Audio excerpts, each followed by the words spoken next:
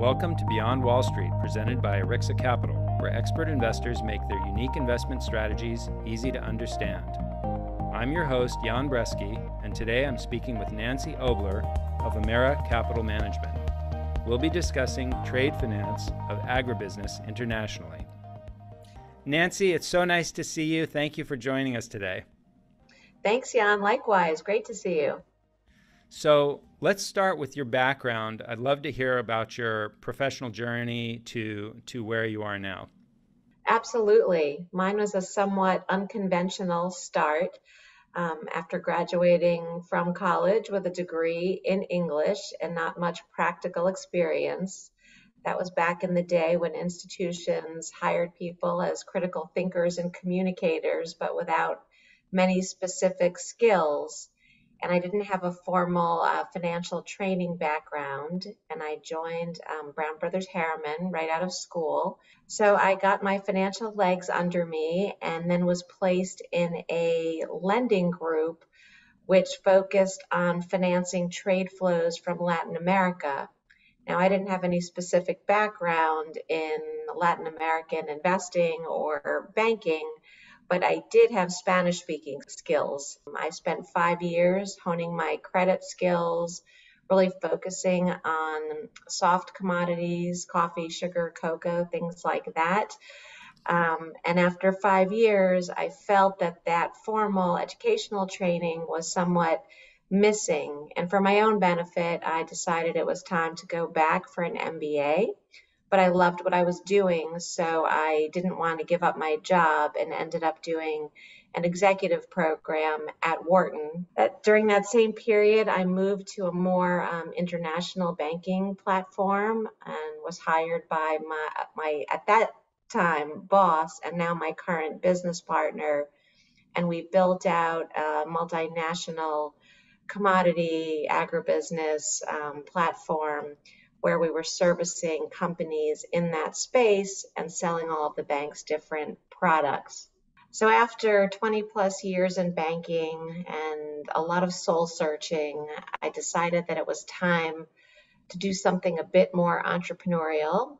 And I approached Craig, my now partner, and we talked about what we really wanted to achieve in our careers. And while we had always been entrepreneurial as bankers, the banking environment is somewhat bureaucratic and hard to be creative because most banks have very specific boxes. And the minute you step over the line of that box, you're reined back in, which really limited our ability to provide our portfolio companies the type of capital that they needed to solve problems. And we really wanted to be able to solve some of those problems in a more dynamic way, in a targeted approach, rather than a one-size-fits-all approach. So after a lot of soul searching, we decided to give up our offices to go off on our own. And we felt that the best way to become more entrepreneurial was to raise capital in the institutional world and to be able to target that capital towards what we felt was the least developed investment platform in the commodity world, that being agribusiness. So we set out to form AMERRA Capital, and it is a partnership with 2 institutional partners, and 3 of us as individuals. We launched in 2009, and we have been growing ever since. And today we are on a multi-billion-dollar asset management platform and are continuing to do what we love, which is providing investment capital to companies operating in the food and agribusiness space. Terrific. So you mentioned that today you're able to provide investment capital to companies in agribusiness. Can you talk through maybe a recent investment or a case study of how that worked and maybe what type of agribusiness you are financing and also what was the structure of the financing that you provided? Our platform has a series of funds that focus on credit. So we are making structured loans to companies primarily in Latin America. About 70% of the business that we're doing is in emerging markets because that's where we can get the returns that we're looking for in a risk-adjusted way. So oftentimes a structured loan will be to a company in Latin America. We do a lot of business in the sugar industry. So a typical structure would be a pre-export financing where we are providing funds to a sugar mill that's producing sugar in Brazil, and they don't have the working capital that they need to produce the sugar because they're not getting revenues until that crop is planted, harvested, processed, and shipped. So what we do is provide a loan to the company that's going to be repaid upon shipment with the assignment of the export proceeds in dollars. So and we do many of these. It's a fairly standard structure for lending to companies that are exporting commodities and agricultural products. Okay, wonderful. So we've got a sugar mill in Brazil, let's say, and they need working capital, and they'll repay the loan when they get paid, and they'll repay the loan in dollars. So how long is the loan typically outstanding, roughly? It really depends. So I would say anywhere from 12 to 36 months, and that depends on the credit quality of our counterparty, what they're using the proceeds for. So in the case that they're using the proceeds of our loan to replant cane, which has a longer germination cycle to get to maturity, that would be a longer dated loan. If they're just looking for an intra-crop period financing, it might be closer to that 12-month cycle. And oftentimes these loans renew. So upon shipment and payment, the loan would revolve and they would be able to redraw against the assignment of an appropriate export contract. Okay, so 12 to 36 month loan, and the sugar mill in this case also grows cane as well as processing it and shipping it. So it's one company that has typically all those assets, or is it usually separate companies that do those different things? It really depends on the company. Most companies have an industrial arm and an agribusiness arm. So the land or the leased lands would be under the agricultural umbrella, but the cane itself is the largest raw material that they're using to produce the sugar. So having committed access to cane, whether it's own cane or third-party cane, is critically important, and also making sure the husbandry of that crop is being appropriately taken care of. So whether they own the land or are leasing the land, typically they're overseeing the farming. Okay.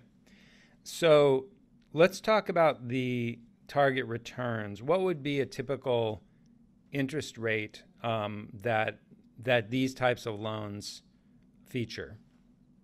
And are there fees up front that the borrower typically pays, or on that maybe fees at the end time of repayment that they pay? We're typically targeting low to mid-teen type of returns on a gross level, and that can be structured in many different ways. Typically, there is a fee up front that's structured like a bond in the form of an original issuance discount, so it's deducted from the proceeds. Then there's going to be an interest rate that's typically a LIBOR plus. Obviously, with LIBOR so low right now, the LIBOR element is not particularly relevant, but anywhere from 8 to 12% would be in the range. And then sometimes we have kickers or profit participations depending on the structure of the transaction, and occasionally warrants. And the loans are in dollars, correct?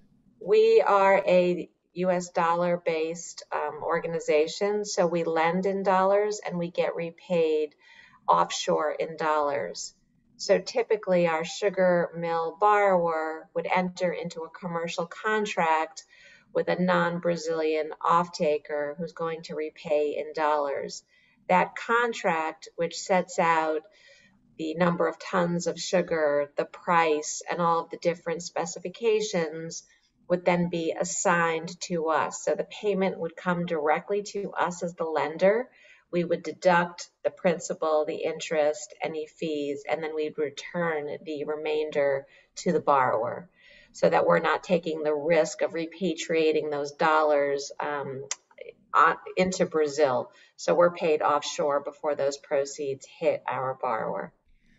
But in order to pay to plant the crops, in the case of that type of loan, they have to pay their vendors presumably in the local currency. So are they taking on that interest rate, that exchange rate risk, or are they hedging? Are they able to hedge that?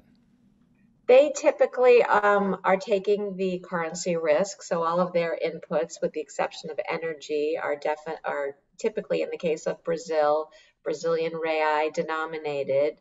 But we're lending dollars and we're being repaid in dollars via a contract, as we talked about. So from a lender perspective, the lender is not bearing that currency risk. It's a dollar to dollar loan. Right. And if the counterparty's overall currency risk is imbalanced, then they would hedge. So many sugar producers also are producing ethanol as a byproduct, and that ethanol is sold into the Brazilian market locally and repaid in real. So they have some revenues in real, but the majority is typically in dollars for the exported products. Wonderful. So they typically have some protection there already built into their business because, That's of right. course, I It's a know from our natural, it's lending a natural. business, if your borrower is suffering for any reason, that could end up being a problem. And so you'd want to monitor, I would think, to make sure that they're not too far out of balance, or else perhaps require them to get some hedging done so that they can repay your loans regardless of what happens to their costs, right? That's right. So we're typically taking the performance risk that in this case, sugar mill is actually able to produce and deliver that sugar. Once it's delivered onto the vessel, then we're taking the counterparty risk of the buyer on the other side of that contract. But the performance risk is really the main risk in that transaction. So over the 12 to 36-month tenor of the transaction, we are underwriting the risk that they're going to be able to produce and ship the spec and quantity of sugar required under that assigned commercial contract to repay our loan. Nancy, I just want to say this is fascinating, and clearly it's a very different type of investment, which of course is beneficial to institutions that are looking for alternative investments that are not correlated with each other. So I just want to thank you for walking us through it to this point, because it's really, I think a lot of the people that are in our audience will be fascinated by this, including young professionals, young adults that are looking to work in different aspects of the alternative investment industry, which is one of the audiences that we're serving. So continuing on, you're making a loan at, say, an 8 to 12% interest rate with all the fees that you collect. You're targeting a gross return kind of in the mid-teens typically. Correct. So this is there's no need to use structural leverage on these loans to get to the return targets. You don't need to do that. Your financing is investment capital. You're not using bank financing or are you as part of your capital stack? We are typically not. We are limited under our own governance documents on the amount of leverage, but we're really generating the return through the underlying investments, and we're able to achieve those, I guess you could call them outsized returns, because we are providing capital in areas where the banks typically are not playing, and we're not trying to compete with banks. This is truly alternative capital. So we are providing capital in an area, whether it's longer tenor or slightly outside of the normal structure, that allows us to underwrite those returns. Now, obviously, companies that are exporting commodities, which tend to be very tight margin businesses, can't afford all of their capital to be in the mid-teens type of levels, but we're providing a tranche that's value adding enough for them it makes sense to include a higher cost loan in their overall debt profile. Mm-hmm.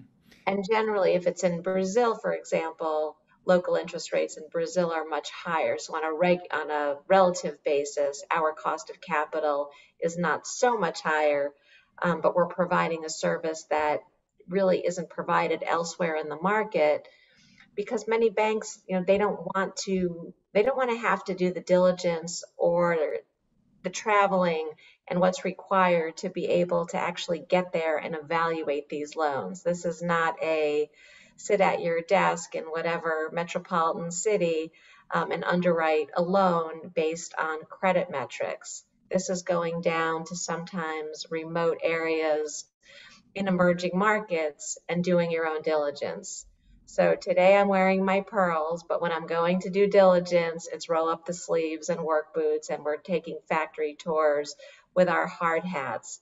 And I've seen some really incredible businesses, primarily in Latin America, but in many parts of the world, where our food is being produced. When you drink your cup of Starbucks coffee in the morning, I've seen where those beans have been grown and processed. When you're putting sugar into that coffee, the amount of production to get that spoonful of sugar or packet of sugar into your coffee, there's a whole supply chain behind that, and that supply chain needs financing. And more banks seem to be exiting that supply chain financing business because it requires very specific skills. Absolutely. In my case, it's 2 packs of sugar every time I have a cup of coffee. So I'm helping to spur demand for the products you're financing by Fantastic. being a sugarholic. So you mentioned banks are sort of stepping back, and that's been a common theme across many of our interview subjects and guests, is that they're filling financing gaps that are being left behind by banks. So how is that playing out in your industry? It tends to be a case of the haves versus the have-nots. So the big corporate credits, we call them the ABCD companies, ADM, Bunge, Cargill, Dreyfus. They borrow as big corporate lenders, like any other corporation might borrow. And they get great coverage from the investment banks, and they have listings of bonds and traded securities. But when you get down in sort of second and third tier, the availability of capital really falls off of a cliff.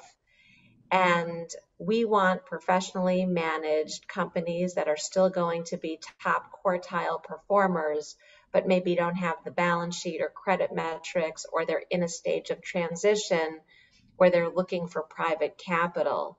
So if you take the big corporates out of the mix, there really is a dearth of available financing opportunities.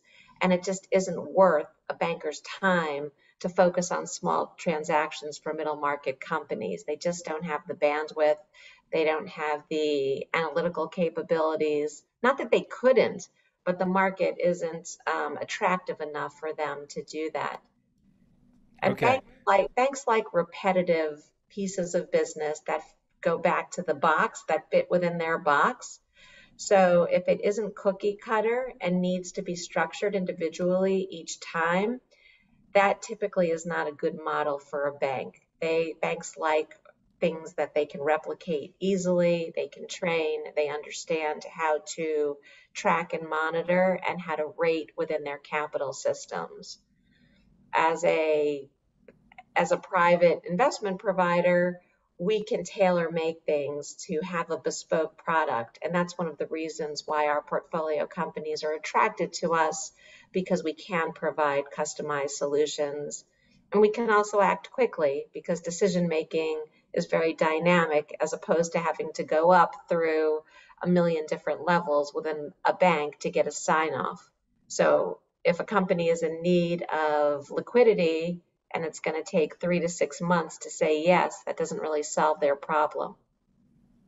Well said. And your again, what you're saying fits into a theme I've noticed, which is the last 10 years has actually been a time of entrepreneurship in finance. and there has been an opening for small companies and startups to really grow. Do you see the trade finance for agribusiness, your own niche, do you see that as continuing to grow in the years to come? And if so, what would be the driver of that? The driver is really the macro demographic story. If you look at the world and world population is growing over the next 50 years, our industry is going to need to produce enough food to be able to feed that growing population. And as you get some of the emerging countries to want to consume higher level proteins, you move from a carbohydrate rich diet to more of a protein rich diet. You're getting into food conversion cycles, so you have to produce more efficiently, which requires investment capital, which requires supply chain financing. So it really goes back to a very basic food story. People need to eat. That is one thing that isn't going to change no matter what happens in the world. It's not about technology. It's not about a particular product that's in favor or out of favor. We're talking about basic foodstuffs, and demand is going to be increasing. If you look at the demographics in the world and population growth, there's certainly going to, I mean, it sounds a bit corny, but there's a need to feed that population at a very basic level. Absolutely. That's a great way to explain it. So let's now turn to one of the things that you really enjoy about either the job that you do or your investment strategy or both. What comes to mind as one of your favorite things about this? There is no doubt that my favorite thing over the years, and not just this job, but I would say in my career in finance, has been being able to make a difference with the portfolio companies that we work with. It feels personal, it doesn't feel corporate. When I go down and I visit a sugar mill in Mexico or Brazil or Central America, and I see how many families those businesses are supporting, and that the money of the institution that I represent being deployed to really make these companies more efficient and to make a real difference, I feel that every single day. And I'm still excited every time I get to go on a site visit, every time I meet. And oftentimes these businesses are family owned, but a multi-generational CEO of a sugar company or a coffee company or a cocoa company that really feel pride in a relationship with my company. That makes me feel good. That makes me feel like I'm adding value. That makes me feel like I'm giving back, even though it is a job and we're investing money and the business of investing money is about making money. The money is being used for a purposeful reason, and that's important to me. Terrific. And now let's go back to the typical investment that we were talking about. What are the top one or two risks that can lead to returns being lower than projected or could lead to a loss of principal? What are the top one or two risks that you found over the many decades or many years of doing this that come up repeatedly? By far, the number one risk is fraud in the underlying portfolio company. So you can be the best structurer around. If the company that you're lending money to decides to intentionally set out to defraud you, it's very difficult to mitigate that risk. And where we've had losses in the past tends to revolve around fraud. So doing that diligence, really doing asymmetric diligence, not just looking at a piece of paper in an audited financial statement, but going down and digging deep and making sure you understand what your borrower is doing, where the money is going, the controls that they have in place, any red flags, making sure you listen to that gut feeling that if something doesn't feel right or it doesn't make sense, typically that's for a reason. And even if you're very highly invested in a successful conclusion, being able to step back and say no when something doesn't feel right is really important. So, fraud, and that's not just specific to food and agribusiness. I would say, in any lending business or any investment business, you have to really do deep and careful diligence. There are a lot of all other primary risks. So there's country risk. What countries are you lending into? What is the legal jurisdiction? If something goes wrong, are you going to be able to enforce as a non-local party? How are the courts going to treat you as an outsider? What is the case precedent? And we spend a lot of time evaluating legal jurisdictions and keeping up with local laws to make sure that our documents will protect us in the event of a problem. So companies lose money, things go wrong all the time. If your transaction is properly structured, you're going to be repaid through a liquidation of the underlying collateral. That works. If when you go to get the collateral, it isn't there, that's a problem, and that's where we get into the fraud risks. You mentioned currency risk, that's one. Price risk, so the price of the underlying good that's being sold is fluctuating. So if you typically, our business tends to do better in either a volatile environment or a higher priced environment.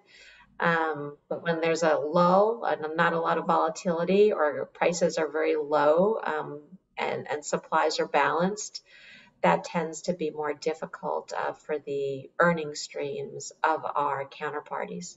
Okay. My final question is, I'm going to ask you to look out 5 to 10 years. And what do you think are some of the changes that will happen and trends that will have most affected the industry that you're in and your specific strategy? I think there are a lot of trends. At the moment, things are changing all the time. And one area that we've seen, I think the whole world is seeing, is climate change. So when you're in agribusiness, that's a very weather dependent type of business. And when you see droughts that used to be the 1 in 100-year drought that's happening every year, or a frost or a hurricane, I mean, these are things that really impact the crop cycles of these underlying businesses, and they're getting more intense and more difficult to predict. So weather is absolutely something that's on our radar.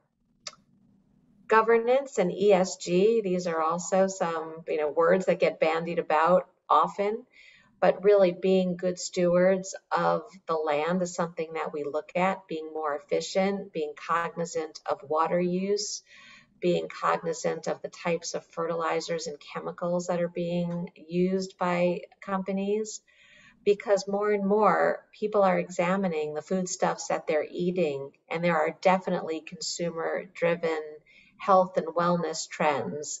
And consumers, I think particularly millennials, have been willing to pay more for organic, for non-GMO. And these are things that, as the consumer side of the market is looking for these types of brandings and are very aware of them and willing to pay more for them, that tends to trickle down to the producer.